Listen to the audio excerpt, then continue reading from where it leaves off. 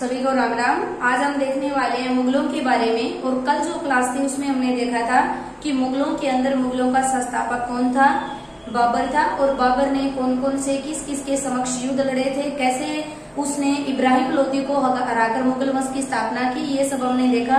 उससे पहले की क्लास में हमने देखा मध्य सल्तनत काल। क्लियर। आज हम देखने वाले हैं कि जो बाबर का उत्तराधिकारी बना था हुमायूं के बारे में देखने वाले हैं। हुमायूं ने क्या क्या काम किए, कैसे कैसे युद्ध लड़े और किन किन युद्धों में पराजय या विजय हासिल की थी। तो देखिए आज हम देखेंगे हुमायूं। और हुमायूं का जो शासन काल था वो आपको 2 सन में अलग अलग याद करना है। यानी हुमायूं जब बाबर की मृत्यु होता है तो उसी समय हुमायूं गद्दी पर बैठता है।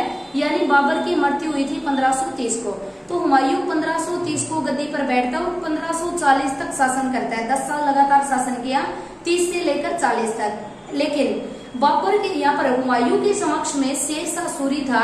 और शेरशाह सूरी ने जो सूरवंश का संस्थापक, शेरशाह सूरी सूरवंश से था, तो ये जो शेरशाह सूरी इसके समक्ष था, इसने हुमायूं के साथ युद्ध लड़े और हुमायूं को पराजित करके 40 के अंदर हुमायूं को दिल्ली से खदेड़ दिया था, यहाँ से भगा दिया था इसको। और कहते हैं कि हुमायूं दोबारा 1555 में आता है, एक सरहिंद का युद्ध लड़ता है और उस युद्ध के दौरान वापस दिल्ली को हथिया लेता है। तो देखेंगे कि कौन कौन सी जर्नी इसने की थी। तो सबसे पहले क्वेश्चन ये है कि जो हुमायूं था वो कब से कब तक राजा बना। तो पहला था 1530 से 1540, बाबर की मृत्यु के बाद बना। फिर 1555 में आता है और 1556 में इसकी मृत्यु हो जाती है। 1 साल तक इसने शासन और किया दिल्ली में। सबसे पहला प्रश्न ये पूछा जाता है कि जो हुमायूं था, तो भाई हुमायूं जब राजा बना तो दिल्ली के जो अलग अलग पार्ट थे उनको हुमायूं ने किस प्रकार से विभाजित किया, किन किन भाइयों में बांट दिया था। तो देखिए हुमायूं ने, इनका एक भाई था कामरान को काबुल और पाकिस्तान दे दिया था। और अस्करी था, उसे संभल और यूपी दिया था। और हिंदाल को दिया था गुजरात और मेवात का क्षेत्र। और खुद दिल्ली की गद्दी पर बैठ गया था। और ये भी अगर प्रश्न पूछा जाए आपसे कि भाई हुमायूं जब गद्दी पर बैठा उस समय कहाँ का राजा था, तो आपको याद करना है ये बदखसा का था। ये जब शासक बनता है उस समय बदखसा का सूबेदार था। अगर प्रश्न आपसे पूछ लिया जाए कि जब बाबर की मृत्यु होती है हुमायूं गद्दी पर बैठता है उस समय कहाँ का सूबेदार था, तो बदखसा का था। अगर पूछा जाए कि भाइयों में कैसे कैसे विभाजित किया, तो कामरान को काबुल और पाकिस्तान दे दिया, संभल और यूपी दे दी असगरी को, और हिंदाल को दे दिया गुजरात और मेवात। क्लियर। फिर यहाँ से इसके युद्ध स्टार्ट हो जाते हैं। 1532 के अंदर एक कालिंजर अभियान होता है जिसका दूसरा नाम होता है देवगरा का युद्ध। फर्स्ट जो युद्ध लड़ता है ये हुमायूं, ये देवगरा का युद्ध लड़ता है 1532 के अंदर। लेकिन फिर इसका लगातार 1533 के अंदर इसने दीनपना नगर की स्थापना कर दी। अगर पूछा जाए कि मुगलों में से किस शासक ने दीनपना नगर की स्थापना की थी, तो वो थी हुमायूं ने। फिर 1539 से इम्पोर्टेंट युद्ध हो जाते हैं। ये दोनों युद्ध इम्पोर्टेंट है। 1539 को चौसा का युद्ध होता है और 1540 को बिलग्राम का युद्ध होता है। तो सबसे पहले जो कालिंजर अभियान क्या है, कालिंजर अभियान लास्ट में शेरशाह सूरी करेगा, लेकिन ये कालिंजर अभियान 1532 में हुमायूं द्वारा किया गया था, जिसका दूसरा नाम था आपका देवरा का युद्ध। क्लियर। फिर ये 1533 के अंदर दीनपना नगर की स्थापना कर देता है। मेन युद्ध हुआ था 1539 और 1540 का। 1539 और 40 के अंदर एक तरफ हुमायूं होता है, एक तरफ शेरशाह सूरी। शेरशाह सूरी दोनों के दोनों युद्धों में हुमायूं को पराजित कर देता है। और जैसे यहाँ से बिलग्राम का युद्ध पराजित होता है हुमायूं, तो यहाँ से ये अमरकोट चला जाता है। अमरकोट का राजा था जिसका नाम था वरसाल सिंह के यहाँ पर जाकर ये शरण ले लेता है हुमायूं और दिल्ली को छोड़कर भाग निकलता है। और दिल्ली की गद्दी पर शेरशाह सूरी आ जाता है। कहते हैं सूरवंश का जो साम्राज्य था वो 1540 से लेकर 1555 तक रहा था। 1555 में वापस हुमायूं आएगा और सूरवंश को यहाँ से समाप्त करेगा। फर्स्ट क्वेश्चन, हुमायूं का शासन कहाँ से कहाँ तक। तो पहला शासन 1530 से 1540। सेकंड क्वेश्चन, जब हुमायूं राजा बना उस समय कहाँ का शासक था, तो याद करना सूबेदार था बदखसा का। थर्ड क्वेश्चन, जब ये दिल्ली की गद्दी पर बैठता है तो अपने भाइयों के अंदर किस किस को कौन कौन सा प्रांत दे देता है, तो कामरान को काबुल दे देता है। कामरान था उसे काबुल, और जो असगरी था संभल और हिंदाल को ये दे देता है गुजरात। और ये जो हमारा मेवात क्षेत्र है राजस्थान का, अलवर भरतपुर, ये वाला इलाका।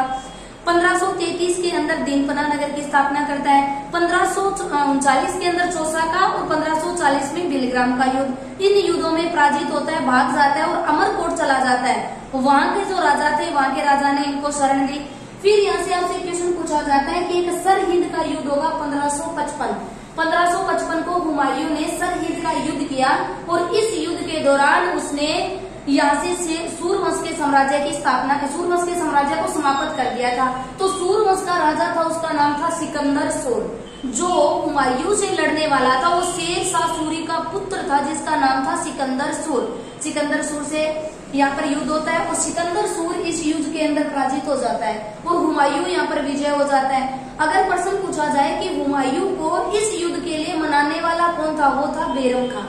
बैरम खां कहते हैं हुमायूं से मिलने के लिए गया और उसने बोला कि भाई अभी जो सूरवंश का साम्राज्य है उसकी नींव कच्ची है, आप अभी आक्रमण कीजिए, शेरशाह सूरी की यहाँ से मृत्यु हो चुकी है। तो ये कहते हैं कि हुमायूं 1555 में सरहिंद का एक युद्ध लड़ता है जो सिकंदर सूर के सामने लड़ता है और यहाँ से विजय होकर वापस दिल्ली की गद्दी पे बैठ जाता है। सेकंड जो शासन था वो 1555 से लेकर 1556 तक चला। 56 के अंदर ये सीढ़ियों से गिरकर इनकी मृत्यु हो जाती है। अगर प्रश्न पूछा जाए ऐसा कौन सा राजा था जिसकी सीढ़ियों से गिरकर मृत्यु हो गई थी, तो आपको याद रखना है हुमायूं था। एक और क्वेश्चन पूछा जाता है कि हुमायूं के बारे में एक नेलकुल था, एक नेलकुल शास्त्री था जिसने ये बोला कि हुमायूं लड़खड़ाते हुए पैदा हुआ और लड़खड़ाते हुए अपने जीवन से चला गया। तो ऐसा राजा किसके बारे में कहा गया कि लड़खड़ाते हुए रहा, लड़खड़ाते हुए जीवन चला गया, तो आपको याद करना है हुमायूं नेलकुल के द्वारा बोला गया था। आगे फिर क्वेश्चन याद रखना है, जो हुमायूं था उसे बोलते हैं कि ये 7 दिनों के अंदर 7 रंग के कपड़े पहनता था, यानी ये जो वास्तुशास्त्र थे इनके अंदर ज्यादा विश्वास रखने वाला राजा था। अगर आपसे और क्वेश्चन पूछा जाए तो हुमायूं का जो मूल नाम था वो नाम था नसीरुद्दीन हुमायूं, लेकिन जैसे हुमायूं गद्दी पर बैठता है तो इसका नाम ओनली हुमायूं रखा जाता है, जबकि इसका पूरा नाम था नसीरुद्दीन हुमायूं। आगे क्वेश्चन पूछा जाता है, दीनपना भवन की सीढ़ियों से गिरने वाला कौन था? हुमायूं। हुमायूं ने दीनपना भवन की स्थापना कब की? 1533 के अंदर की थी। आगे प्रश्न, इसका जो मकबरा बना था वो कहाँ पर बनाया गया है? तो वो इसका मकबरा दिल्ली, क्योंकि दिल्ली का राजा था तो दिल्ली में मकबरा बनेगा, लेकिन बनाया किसने? तो आपको रट्टा लगाने, हाजी बेगम। इसकी एक बेगम थी जिसका नाम था हाजी बेगम, जिसने हुमायूं का सफेद पत्थर से मकबरा बनवाया था और वो दिल्ली के अंदर। अगर इससे पीछे वाला आपसे क्वेश्चन पूछा जाए कि भाई बताइए जो बाबर था, बाबर का मकबरा कहाँ पे बनाया गया, बाबर को कहाँ पर दफनाया गया? बाबर को 2 जगह दफनाया गया, पहले आगरा में दफनाया और फिर वहां से काबुल लेकर चले गए थे। काबुल उसका सबसे फेवरेट शहर था, इसीलिए वहां पे उसको दफना दिया। हुमायूं को अभी दिल्ली में दफना दी गई। क्लियर? आगे वाला question, Humayun, very important question ये वाला है, हुमायूं नामा की रचना किसने की थी? तो हुमायूं नामा की रचना की थी गुलबदन बेगम। वेरी इंपॉर्टेंट क्वेश्चन, हुमायूं नामा की रचना करने वाली थी गुलबदन बेगम, लेकिन मकबरा बनाने वाली थी हाजी बेगम। क्लियर? फिर आपसे क्वेश्चन पूछा जाता है कि भाई इसको बताइए सरहिंद के युद्ध के लिए किसने ये बोला था? तो यहाँ से बैरम खां था और दूसरा था ईरान शाह। ईरान शाह कोई इम्पोर्टेंट नहीं था, बैरम खां था। बैरम खां इसलिए इम्पोर्टेंट हुआ क्योंकि जैसे ही यहाँ से 1556 के अंदर हुमायूं की मृत्यु होती है तो अकबर गद्दी पे बैठता, और जब अकबर गद्दी पे बैठेगा वो 12 वर्ष का था, बच्चा था, तो इसीलिए बैरम खां उसका संरक्षक बना था। 5 वर्ष तक बैरम खां ने उसका संरक्षण किया था। उसके बाद में बैरम खां की हत्या हो जाती है, मृत्यु हो जाती है 4 या 5 वर्ष के बाद में, तो इसलिए इसे इम्पोर्टेंट बोला जाता है। तो चलिए हम दोबारा रिपीट करते हैं कि मुगल वंश की स्थापना, पहले ये कि मुगल वंश कहां से कहां तक चलेगा, तो 1526 में मुगल आए और 1857 तक मुगल रहेंगे। 1526 में कौन आया? तो याद करना है बाबर। बाबर वो था जिसने मुगल वंश की स्थापना की थी। क्वेश्चन पूछा जाता है मुगल वंशों में बाबर का शासन कहां से कहां तक? 1526 से 1530 तक बाबर रहता है, फिर 1530 से लेकर 1540 तक हुमायूं, फिर बीच में शेरशाह सूरी आ जाता है सूरवंश, और फिर उसके बाद 1555 से 1556 में वापस आ जाएगा हुमायूं, और 1556 में जैसे ही मृत्यु होगी तो यहाँ पर राजा बन जाएगा अकबर।